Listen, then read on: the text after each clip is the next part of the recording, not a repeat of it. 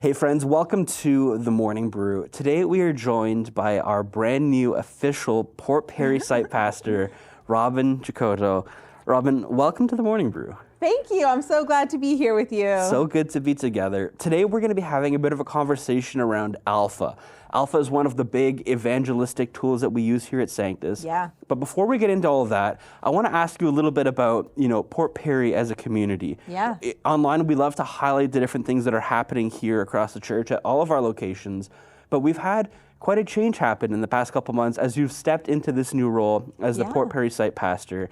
It's kind of nice that you've had a few months to kind of like ease into this before the official, this is now my position that's been happening.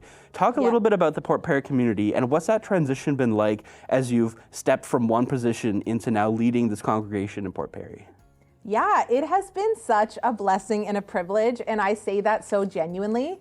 And it has also been a surprise to me, like this just really surprise blessing, delight that God has just given. So the community in Port Perry is so lovely. One thing that I have really noticed about the community in Port Perry is that they love to pray. And there's a lot of intercession and prayer and people with gifts of discernment. And so we've had some really beautiful times of prayer where we've just really felt the Spirit moving and prompting, leading people to confess, to forgive, to ask for forgiveness, and just really, really beautiful times with Him. So I'm really grateful for that. Sanctus is this really big, beautiful family, and it's always nice when you can sort of see the different relatives in our family. It's like a big, coming together for a family reunion. So I knew the Port Perry community. I used to visit there periodically as part of my central role. I was mostly in Ajax, but I would visit Bowmanville, Port Perry, Pickering online periodically. And so I did know some of the people, I did know the community a little bit, but then getting to be there, since December, I was there in an interim capacity. And I told people honestly, like I really thought I was there for the interim, and I was like, sure, like I would love to go and sort of help out, fill the gap while we search for the next site pastor. And then as I was there over time, there was just a lot of promptings and words and things that came up where it felt like, oh, maybe this isn't temporary, just different conversations with people. And I personally just felt a lot of joy, like the spirit of joy as I was there serving week after week. I just felt this like increasing joy and also just peace. And so it's not something that I was thinking was coming. It wasn't something I was planning for. I was very content in my current role here at Sanctus, but the Lord has kind of brought this, and it's been really beautiful to see the community supporting and just the confirmation. Like a lot of times when we see the Lord leading, He leads in lots of different ways, but one of the ways is like community affirmation. And so it was interesting because a lot of other people had words and promptings and prayers and things before I even had them. So it was funny when we finally announced to the Port Perry community a few weeks ago that yes, I was going to be staying officially. A number of people were like, oh yeah, like God told me in January that you were going to stay. And I felt this in November. And I'm like, that's so interesting. But oftentimes God does kind of speak through different people. And so it was a whole process of really discerning because, as you know, at Sanctus, we don't just do things haphazardly. We really want the Spirit to lead. And so I'm just really grateful for how the Lord led the whole process. And like you said, it's nice that I got to be there for a few months and just kind of get to know people before it really became something official. So it's always nice when having a transition to have like a long on-ramp to something, to like get to know the people, even just get to know the area. Because, Port Perry is very different from Ajax.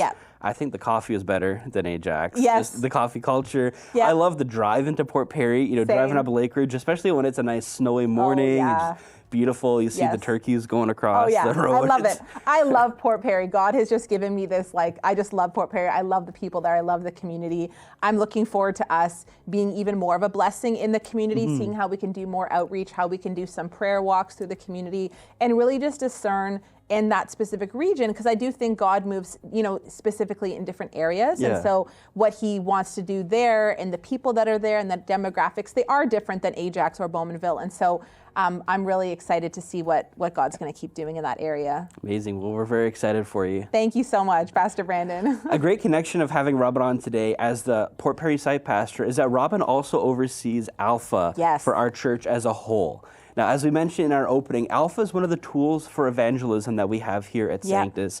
It's an incredible way to really encourage people to share their faith, but also have resources to help them, talk through these different conversations. Because sometimes, we believe in the Lord, but someone asks a really difficult question, like, why do bad things happen to good people? And you freeze a little bit and you go, well, I think I understand this a little bit, but do I understand this enough to give an answer that would maybe satisfy what someone is looking for? So Alpha offers these great opportunities to get people that have questions that are genuinely looking for answers into a room together, or a Zoom room over a meal, and just to ask these questions and search together as a group.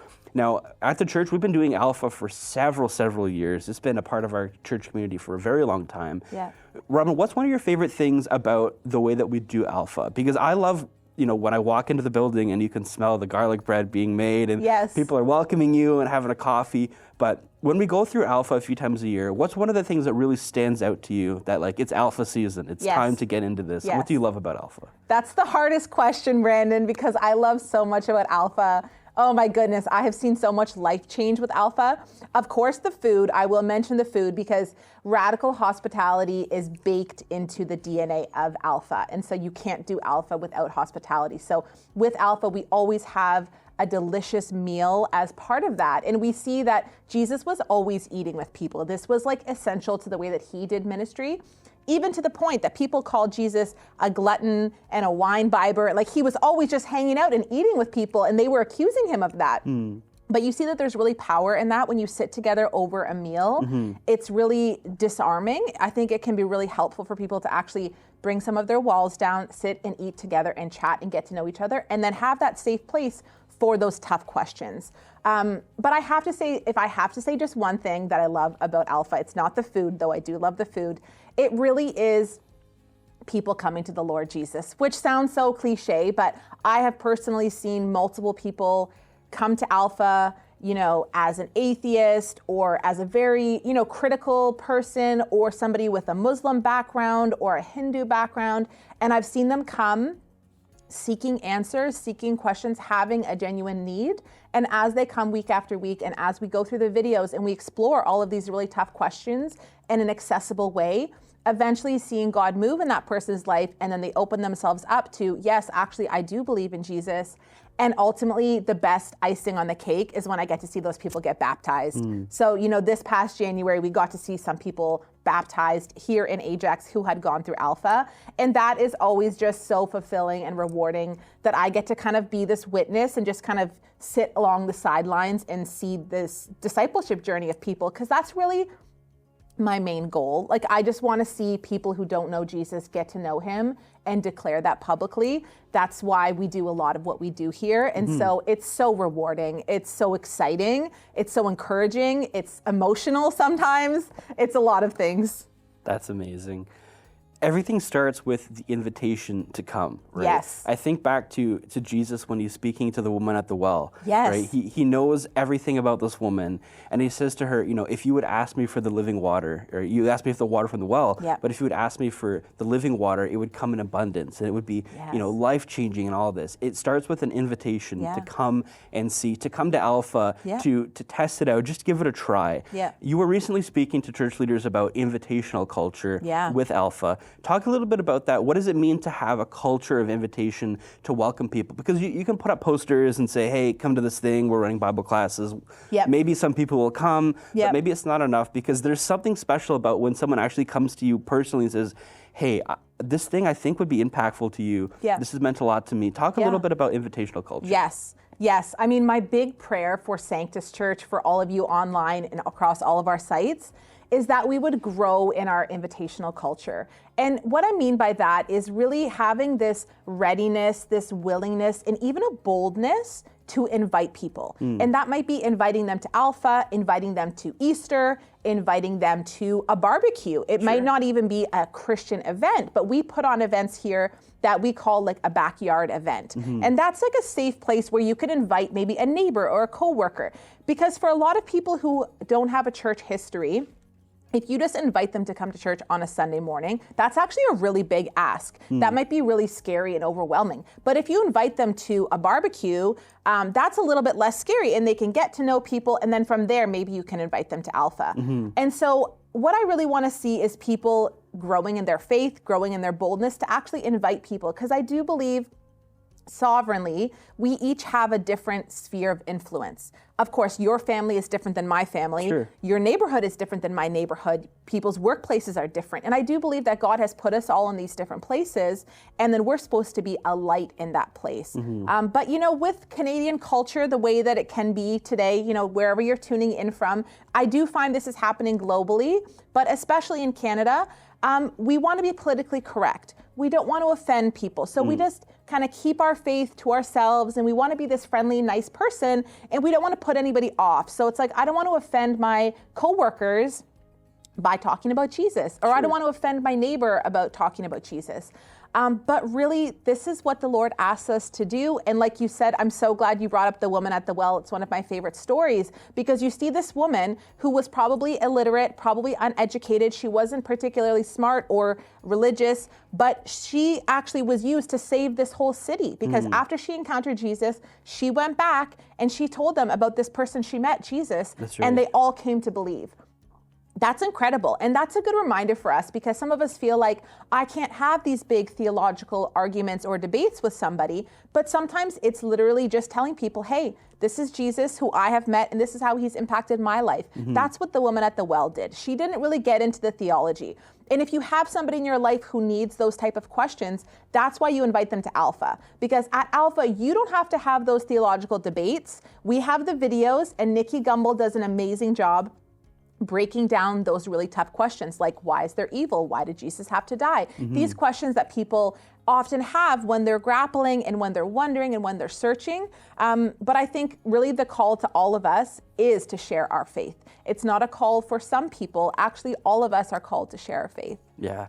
You spoke of these great videos that cover such a wide range of topics, right? Why does bad things happen to good people? Yeah. Who is Jesus? Is there more to life than this? Yep. Is the first video. We're going to look at the trailer for the Alpha series, which shows lots of people from different backgrounds asking all these questions about who is God? Why is this so important? Yeah. And then we're going to come back, and Robin's going to share a bit of a devotional with us about sharing our faith, because it's not something that is a suggestion. This is something that God commands us to do, right? Go to the ends of the earth and make disciples. Check out this video from the Alpha course. Every day we ask so many questions. What should I wear? What's the weather going to be like?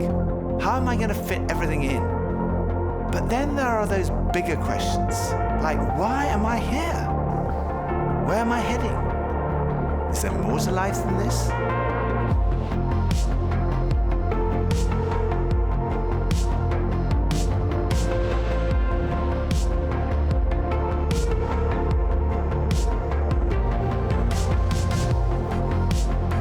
Arrived at an answer to the most important issue that we humans ever deal with. Is there a God?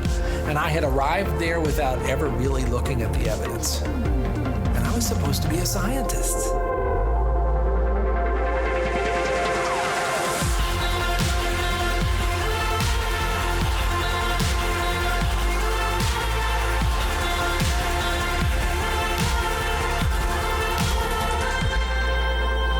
At 28, I had gotten many of the things that I thought I wanted. My girlfriend was on the cover of magazines, I had a Beamer, and I was so unhappy.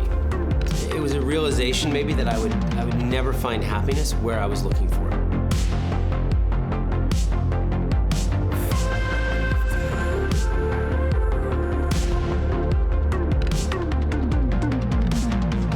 I think for so many years, I always just strived to be strong in myself. All I needed was me and my buddies, and, we'd be like invincible. But the truth is, none of us are.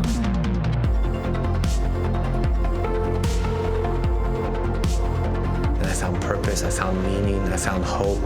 God took something so broken and made it a beautiful art piece. Alpha is a place where you can be yourself. You can say what you think and challenge everything.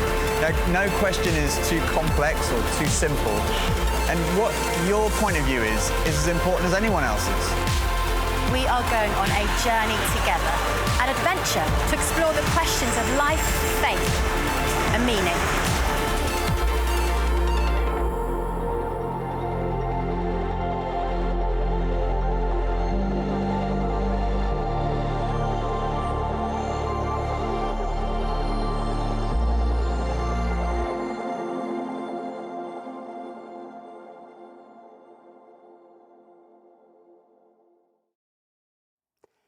That video just gets me excited. All these great scenes, the scenery all over the world, the questions that people are asking. The Alpha course is going to be incredible. It's happening beginning in April here at Sanctus. We'll have more information on that soon.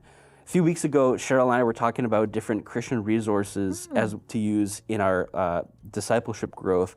One of the things we actually mentioned was Morning and Evening by Charles Spurgeon. Oh, no way. And Robin, you've got a devotional here from this that we're going to talk about, which actually talks about the importance of sharing our faith, which is so fitting when we talk about Alpha. Would you take us through that? Yes, it's so interesting because this morning I really felt drawn to read this before I was leaving the house. And it is Morning and Evenings, Charles Spurgeon. So I do apologize. The language is that kind of older language, but I found it was very fitting for what we were talking about today.